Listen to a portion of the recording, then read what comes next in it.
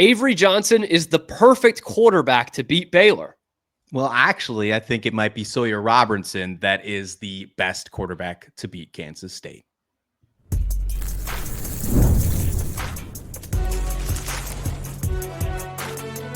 You are Locked On College Crossover, part of the Locked On Podcast Network.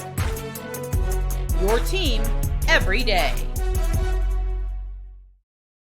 Hello there, fans. It's a Locked On College crossover between Locked On Baylor, Locked On Kansas State. I'm Kim Stewart of ESPN Central Texas, Locked On Baylor, Christian Rao of Locked On Kansas State, as the Wildcats travel to Waco this weekend and hope to keep the positive vibes rolling after their first Big 12 win of the year. Of course, Baylor coming off their first Big 12 win of the year as well. Avery Johnson's a guy who can give Baylor all kinds of fits. Same thing on the other side from Sawyer Robertson. Two very different offenses, but that might be tailored exactly to what the weaknesses are on each other's defenses. We will talk about what this game means for the future of this season, whether a loss drops you out of any kind of Big 12 contention, and which coach is feeling more secure right about now. I don't think either's feeling that great, but no one's really quite on the precipice of getting fired yet.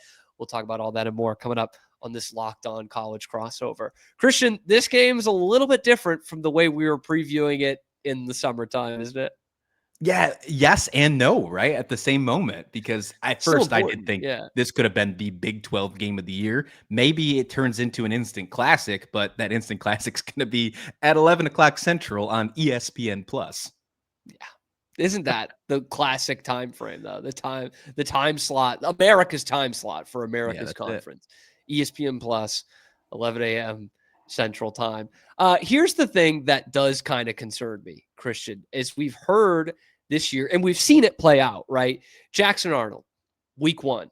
We're thinking, he can't pass, man. Like, what's he even going to do here? Like, if you're tying an arm behind their back the whole game, Baylor's going to win. Didn't work. He scrambled and ran for 140 yards against them. 2 weeks ago, Sam Levitt, we heard in the build up to that game of, hey, this might be the best scrambler we faced all year. And I'm thinking, oh no. And Arizona State beats Baylor. Those are Baylor's two losses. I don't know if you've heard this or seen this for yourself, Christian, but I've been told that Avery Johnson can run a little bit. Yeah, I mean, if you would have asked me that question a week and a half ago, I would say, well, I'm not quite sure, Cam. Maybe he forgot to do so, because for the longest time, he wasn't doing that. The true question of if Avery Johnson is a dual threat quarterback was being questioned heading into that UCF game. They had probably the bye week probably happened at the best time for Chris Kleiman, for Matt Wells, for Avery Johnson. And then, of course, the return of Dylan Edwards doesn't hurt either. But Avery Johnson ran the football more than he ever did all season long last week against UCF, and showed that he has that type of ability to be a dual threat quarterback we all hoped he would be. Not only did Avery Johnson run the football as a quarterback, they brought Blake Barnett, the backup quarterback, in to run some quarterback powers as well. It looks like they're trying to find an identity. They were searching this entire bye week for one. They brought it out in UCF, where they're going to be a run-first team. Return of Dylan Edwards definitely helps. Avery Johnson running the football definitely helps. And I think that is something that could be a huge concern if you're the Baylor Bears. And things are getting better from the, whole Matt Wells thing, the Avery Johnson aspect of this. Here's what Dave Aranda had to say about the quarterback that the Bears are facing this weekend. He's improved with every game that he's played this year. They've improved, and it really speaks highly of Coach Kleiman, just to see from where they started to where they are now. The tape, when you watch the games kind of in that order, they're a much improved team. And so, there's throws, just from playing them here coming up that you wish he wasn't making. You wish he didn't see the coverage tilt, and you wish he didn't idea it and throw it right where it needs to be. But he's doing that. So he's a better thrower than you want him to be. And so he's a challenge, be a challenge for us. Sorry, I forgot to warn Kansas State fans. You got to have caffeine if we're going to do a Dave Aranda shot here. I've turned it up as much as I possibly can on the screen recording, and that's still the result. So they've had troubles with scrambling quarterbacks so far this year. Obviously, Avery Johnson, with his athleticism, very much fits the mold of that category. But are you agreeing with what Dave's saying there in terms of the passing getting better? That he's still, kind of becoming a more well-rounded quarterback, especially in the last couple of games. Well, one, I do agree that you should probably put his press conferences next to a Teddy Pendergrass album, maybe some sexy saxophone. But other than that, I did have to pause it to wake you up for us to get back into the show. I just want people to know that. Yeah, I agree a little bit. I don't know if I fully agree after watching every single snap, but Avery has got a lot better. If you look at the box score, if you're just a box score warrior, you would not agree with that. You would think, well, his completion percentage is down. What's going on with that? Well, the Arizona game, I think I could agree with you. It was the worst game in a Kansas State uniform for Avery Johnson. I think that is where you're at. That's where Baylor fans, if you want to rewatch the Arizona game, that's what you want Avery Johnson to be if you are trying to look to win this one handily. But then if you rewatch the UCF game that just happened, Avery Johnson comes back and shows he can be, and I'm not going to say this is the case, but he can be that dark horse Heisman Trophy candidate caliber type player that we were talking about on Locked On Kansas State this offseason. I'm not putting him in the Heisman race. He had a terrible way to start the season, but that type of player is what I'm getting at.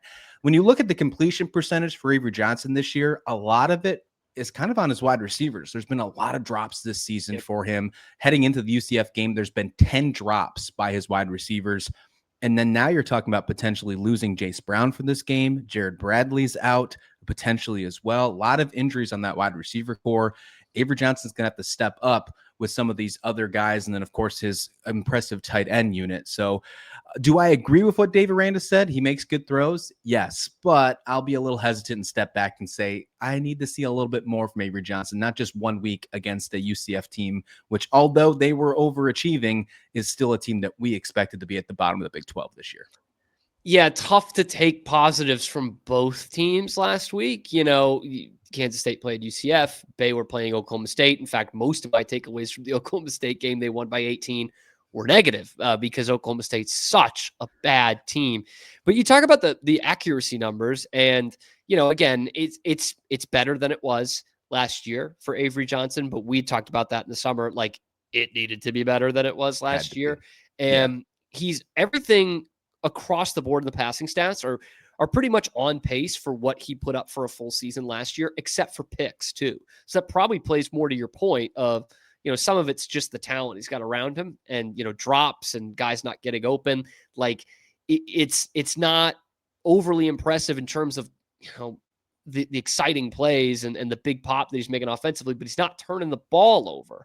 That's got to feel good. It's got to feel like a good sign.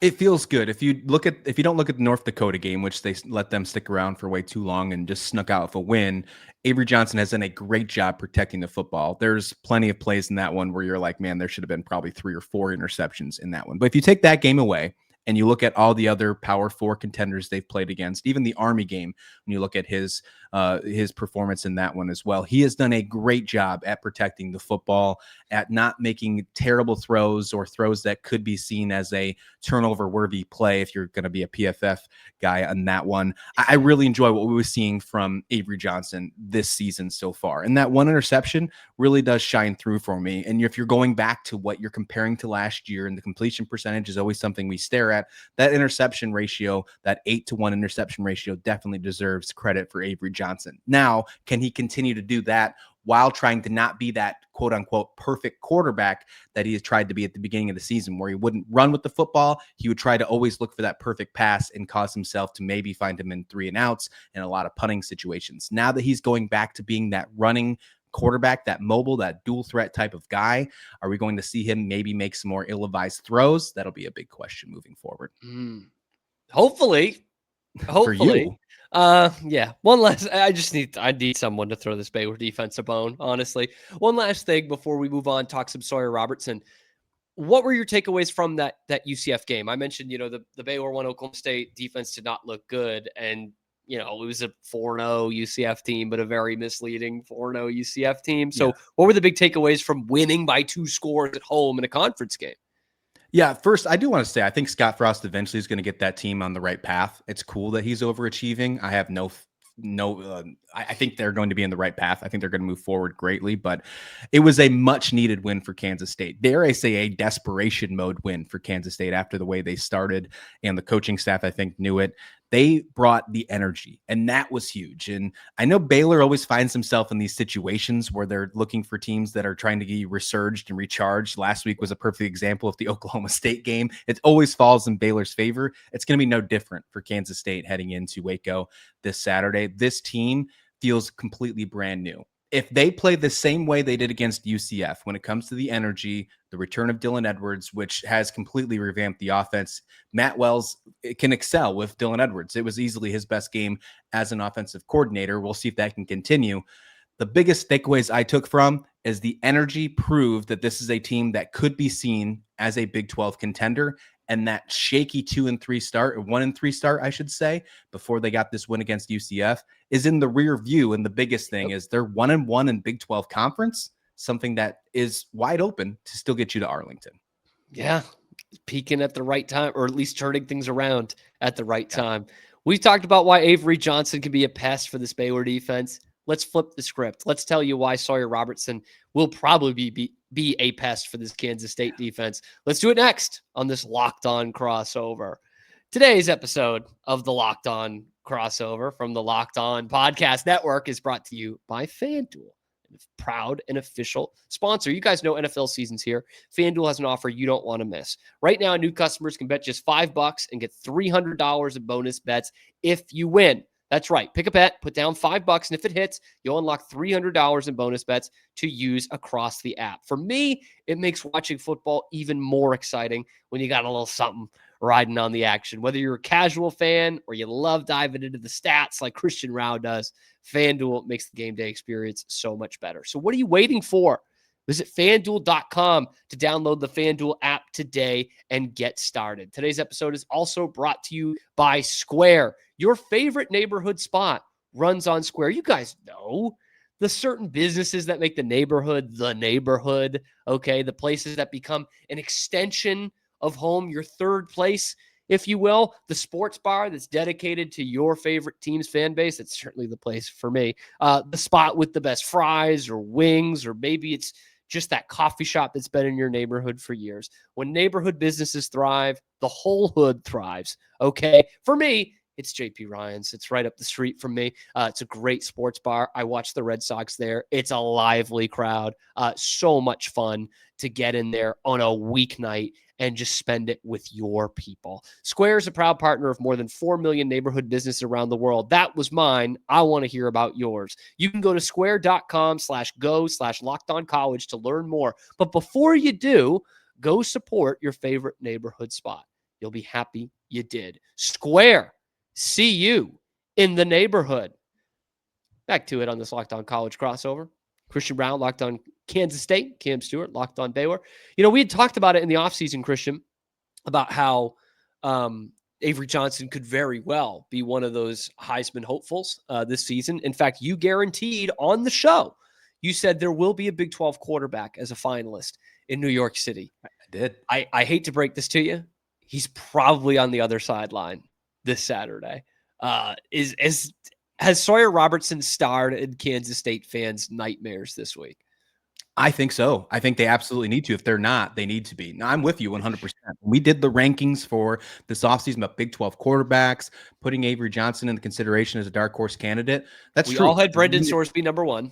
We all had Sorsby number too. one. I mean, it's wild that we've talked about Big 12 quarterbacks this offseason, and some of the ones where we didn't even mention are being some of the top guys. It's really wild. But one that has rung true as Sawyer Robertson. He was seen as one of the most underrated players in college football, and I know I mentioned that on the show this offseason. Yes, you've always been a believer, man. You've been a believer here. He has proven to be it. What is he, third best in college football in passing right now? I mean, I know he's up there. He's one of them. He might still be at the top. 1,700 yards, leads the nation in touchdown passes at 17, and is one of only like 3 quarterbacks to face 4 Power 4 teams already. Insane. So, and you put that against a Kansas State secondary who lost Jacob Parrish last year, who lost Marquise Siegel last year, and is trying to find this identity. It's a big question. Now, if you want to be a numbers guy, as you mentioned that I am when you were reading that nice read for our friends at FanDuel, I will tell you this, that Kansas State is really good against the pass based on the opponents that they've faced. And that's where I want to go at. They've allowed 181 yards of passing per game, good enough for 37th in the country. Let's remind the folks who we played. We've played Iowa State in a monsoon. We've played a service academy of Army. We've played an FCS Not much of a school. passer, Army. Right. We played an FCS school in North Dakota that guy was making his first collegiate start at the FCS level. Actually played quite well, to be completely honest with you. And then Arizona and Noah Fafita, who had a strong passing start, but Kansas State did slow him down in that one, but allowed him to run more than he ever had in his entire collegiate career. And then, of course, UCF, who is not known for more of their passing. They're more known for their running attack. So, and we're knocked down to their second quarterback, right? And that's true for the majority of the game. He did return. Taven Jackson did return. That's right. Taven Jackson, yeah. However, 181 yards of passing per game, they've never faced the Sawyer Robertson. They've never faced this secondary truly hasn't been tested, although they are coming off their best game of the season this past week against UCF, including with that best week of the season. They allowed an 82-yard touchdown pass off their secondary. There's a lot of questions and concerns about this secondary. I feel a lot better going into this game this week than I did before the bye. I'll give you that. But I would not be shocked if Sawyer Robertson throws another 400 yards this week against Kansas State. Wouldn't shock me in the slightest. And he's got 5 straight games of throwing 3 touchdown passes or more. Like, that's something that I almost have to say out loud every week at some point on the show, Christian, because it's like, that's such a gift, man. Like, that's such a gift to have a guy who just does that practically in his sleep, right? He throws for 3 touchdowns and usually no picks to go along with it. He does lead the nation in passing yards and touchdown passes so far this year. Big 12 Offensive Player of the Week the second time this past week, where he combined for 5 touchdowns against Oklahoma State. And I know this is going to sound super low-hanging fruit, like not much analytical thinking here, but you talk about how Kansas State hasn't faced a quarterback like Sawyer Robertson. Yeah, it's important to remember, too, this is obviously mostly because of Sawyer, but this is the best receiving room in the Big 12 as well. You've got like 4 touchdown passes last week to 4 different guys. And he's got 3 different receivers who he can go to on any down. He's got maybe the best tight end in the whole conference in Michael Trigg, and the mismatch, just the matchup nightmare that he is. It's simple math. You know, we see it at the pro level a lot. Like, sometimes there are just too many weapons. Like, there's just too much spread out and they can attack you in too many different ways. So I think we're both going off the assumption that Sawyer's going to have a big game this weekend. Linking it back to Avery Johnson, like, can that offense be explosive enough to keep up with a 35-31 kind of game, or do you need Sawyer to throw you a couple? I think you got a little bit of both. I think you're going to have to think that Avery Johnson and Dylan Edwards can play back to back and continue go fire for fire, because I think that's where it's going to be. I think it's going to be a very high scoring event. I don't even know what the over under is right now. I think we were talking about it before the show. I think it's somewhere around 59.5. I think that's what we said. Take the over. High. If it was 71.5, I might even tell you to take the over. Yeah. It's insane. This is going to be a very high scoring event. I think both offenses are going to take off. What matters here, because Kansas State hasn't thrown a lot of turnovers. We mentioned that. Sawyer hasn't thrown any turnovers this year. He's had 2, 3. How many? 2. Okay. Not many, right? Yeah. I think it comes down to who wins the turnover margin wins this football game. And as much as I've been excited about Kansas State secondary this past weekend, it's not Sawyer Robertson throwing the football. Gunnar Maldonado has been a huge step up coming over from Arizona. He's finally healthy. This was the first week we saw him without a knee brace, and he's been flying around in that secondary. He had an interception against UCF, should have had 2. Like, he was very good in that game. VJ Payne and Wesley Fair switched sides on the field, so VJ Payne could run around a lot more, Wesley Fair being more on the boundary. I think that'll help the secondary room in itself. The biggest question that I have is, what can Zayshawn Rich do in the secondary against Sawyer Robertson? He's been playing the most snaps for cornerbacks against Arizona. He played all 83 defensive snaps. That's right. Arizona put 83 offensive snaps on the table against Kansas State. He was only out for 5 snaps against UCF this past weekend. He allows receptions, but nothing usually big time. He's been a very consistent, a very reliable corner, but could he be exposed by a guy like Sawyer Robertson? Again, he hasn't played many good quarterbacks. Good's probably not the right word, but proven like Sawyer Robertson. Zayshawn Rich came out and showed off for his first appearance in the Rate Bowl game against Rutgers. Then he had that resume that I mentioned at the beginning of the season. Can Sawyer Robertson make him pay, especially with all those good wide receivers? It's going to be a wild game. And I think it's going to be super high scoring, and whatever defense holds up and maybe gets 1 or 2 punts out of this could be the complete game changer. Or maybe that middle 8 between the end of the first half God, and we the love the beginning of middle the 8. that could be it too. This is going to be one of those wild games where they're going to regret they put it on ESPN Plus, Cam. Our pal Pete Souza will reap the benefits of that, calling the game on ESPN Yes, Plus. will. It should be a ton of fun. And what makes this what adds an extra layer to this is we've talked about the quarterbacks, but these coaches, I don't think either one of them are one loss away from being fired, but there's starting to be some resistance, some pushback within the fan base. Let's talk about how that factors into the game. Let's do it next on this Locked On College crossover. But first, today's episode is brought to you by Mazda, another dear friend of ours at the Locked On Podcast Network, okay? They craft cars for those who do more than simply move, okay? They deliver confidence with every ride. More IIHS Top Safety Pick Plus awards than anyone else. You can feel the Japanese craftsmanship in every detail, from the metallic accents to available Napa leather upholstery. With all-wheel drive standard in every crossover SUV, you can drive with confidence through almost any season. Like our Bears or our Wildcats, Mazda sweats every detail, because when you make every move count, impossible becomes irrelevant. Mazda, move and be moved. Today's episode is also brought to you by Game Time, the one, the only place I go to get my tickets, whether it's for sports games or concerts, whatever it may be, especially for college football. We love it, right? The tailgates, the rivalries, the energy in the stands. There's nothing like being there. But let's be real. Actually getting tickets can feel like more of a battle than the game itself. Endless queues, hidden fees, prices jumping at checkout. That's why I use Game Time, the app that gives the advantage back to the fans. It's the easiest way to score last-minute tickets at the best prices with no surprise fees. What you see is what you pay. When I pull up Game Time, in just a couple of taps, I can find amazing deals. I'm talking about seeing the Baylor Bears for as low as $25 this weekend. So take the guesswork out of buying college football tickets with Game Time. Download the Game Time app, create an account, use the code LOCKEDONCollege for $20 off your first purchase. Terms do apply. Again, that's promo code LOCKEDONCOLLEGE for $20 off. Swipe, tap, ticket, download the Game Time app today. Bringing it back.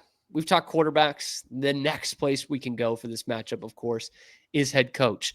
Chris Kleiman, still one of the most respected coaches around the league, but maybe things haven't been going in the right direction the last year plus. And I know there was a little bit of off the field drama last year, some things that like nobody could really figure out what was going on. So take the temperature in the room, Christian. What is the feeling around this fan base when it comes to Chris Kleiman as it stands right now? Yeah, it got a little sour at the beginning of the season, with the short start against Iowa State, of course. The unfortunate fighting of Avery Johnson's parents in Ireland didn't help either. Well, his father and I think son, with that whole fiasco, right? And then, of course, the upset loss to Army did not help. The fact that there was no coordinator change or things like that definitely asked the question of, should this be potentially the last year of the Chris Kleiman tenure? Should they maybe ask him to retire? Like, those narratives started. And I think, myself included, started to ask those questions, but I think we were a little bit ultimately too overreacting to the situation of where we were. We have to remember that this team won a Big 12 championship in 2022. This team always finds a way to win 9 wins under Chris Kleiman, with the exception of the COVID year. So I think you just got to the point where Kansas State just kind of had to remember and get back to the fact that we got it pretty good right now, being a Wildcats fan. Yes. But losing to Army does not help the situation by any means whatsoever. Getting back on board with the win against UCF, I think helped. A win against Baylor, I think, would completely get rid of that narrative, being completely honest with you. And even a remotely close game would be, I think, just fine as well. What would be a bad situation is if Baylor just completely runs the table against this Chris Kleiman team after having the week where energy was the huge thing, the reset they continue to talk about in the bye week, how this team has to buy in, and all those nice buzzwords that Chris Kleiman used. If that only lasted 1 week and then it went back to a blowout against Baylor, those narratives will come ringing right back, Cam. Mm. It is so fascinating with this matchup that I think both fan bases have, some dreams of moving on and getting a new head coach, right? Both these coaches have won Big 12 championships in the last 5 years. Insane. It's just not something you see every day in college football, of a matchup of two recent conference championship coaches that both fan bases are like, yeah, I'll take something else. At this point, I'll browse the menu. For Dave Aranda, I've put the personal ultimatum out there, the official Locked On Baylor ultimatum of 9 wins. 9 wins. I expected 10 coming into the season. I think you have the talent to do that. You started 2-2. You could still get to 9-3. And if that's the case with this conference, baby, you could be playing in Arlington at 9-3. So it's definitely one. And look, we've had one 9-win season. So Kansas State fans, it's funny, Christian. I hear this a lot from parts of my fan base, and I totally get this, right? Of like, we need to remember who we are. Like Baylor, what was Baylor before between Grant Taff and Art Briles, and before Grant Taff? And it's like, dude, I get that, but like, we've seen that they're capable of so much more. Kansas State, you can say, remember what they were in the early 80s, late 70s. Like, yeah, they were the worst program in college football, but like, the standard changes. You've proven that you don't have to be that, and obviously Kansas State has done it overwhelmingly in the last 30 years, have proven that you don't have to be that. So it's kind of an interesting dichotomy there, and certainly a lot of implications, not just for coaches in this game, but really for Big 12 contention, I would say. Yeah, I'm with you. I mean, 7-2 is what got you into the Big 12 championship last year. Now, of course, a couple tiebreakers were on that. Whoever loses this game picks up their second Big 12 loss of the season. So we're talking about, the beginning of October here. October 1st is what we're talking right now. And then, this game is going to be just a few days after that on the 4th. The first game of October for the Big 12 play for these teams. Could you potentially be over? Could Arlington hopes be over if you get a loss in this game in Waco? Could be, man. Could be, because I'll say from the Baylor perspective, I don't know that they've played their toughest conference game yet. That's the thing. That's what pops up, especially in early October. Now, it could be like, we could look back at this in December and say, yeah, we had, because Arizona State went on an absolute heater. Sure. They're really impressive through 2 weeks of Big 12 football. So that could be the case. But after this game, you go on the road and play TCU, who despite that loss and blowing that big lead, I do think is still a legit contender in this league. You've still got to play Utah, which we're still kind of trying to figure them out, but I lean towards they're actually good. So for me, it could well be over because of that reasoning, because I don't know that you've played your toughest conference game yet. And to have your be 1-2 in the conference and heading onto the road to TCU would be a really not ideal scenario. Is that kind of how you're feeling from the Kansas State side of things? That this a second loss could be it? You didn't even mention Texas Tech that we have to play this year. They're still on the roster, and we play Kansas in Lawrence. The streak is on the line in Lawrence. So I think this is I had this game as a loss. Technically, going into the offseason, I had them 10-2 with losses to Baylor and to Utah. That was actually my offseason prediction. Of course, the Iowa State loss doesn't help that at the beginning of the season. But now I think this is a must-win for Kansas State, because if they lose this game and you still have TCU, Kansas, Texas Tech, and Utah left on the schedule, you're not getting the 7-2. You're not getting to a tiebreaker potential to get to Arlington. And this season then switches to, well, can they make a bowl game? And that's not the standard. The dreaded transition, man. It happens to most of us every year, right? Yep. Of like, guess we're not winning this conference.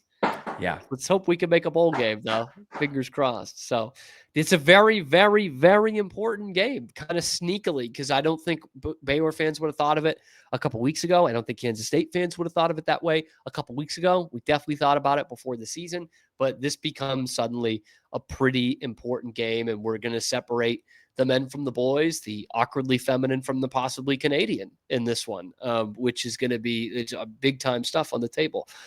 Christian, thanks so much for coming on. and crossing it over and giving both our fan bases some hope as we look towards this Saturday, but also giving them a little spitting in their coffee just a little bit when it hit the over. Yeah, hit that over. How about you make yourself some money? How about that? Go to FanDuel and hit the over for this game and tell them Christian sent you if the over does not hit. Anyway, thank you guys for making either one of us your first listen today and every day. And for those of you who don't, make it your second listen, because after you listen to one of us, then you know what I'm trying to say there? After you listen to one of us first, listen to the other one second. Yeah, we'll call it the Too High podcast this week. Yeah, that works perfect for Baylor. Never get out of it either. Just never stop the Too High podcast method.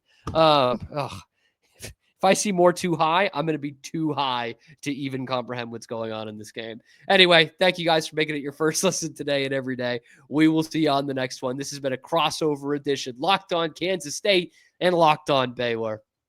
I wonder if there's a place you can have it square for Too High.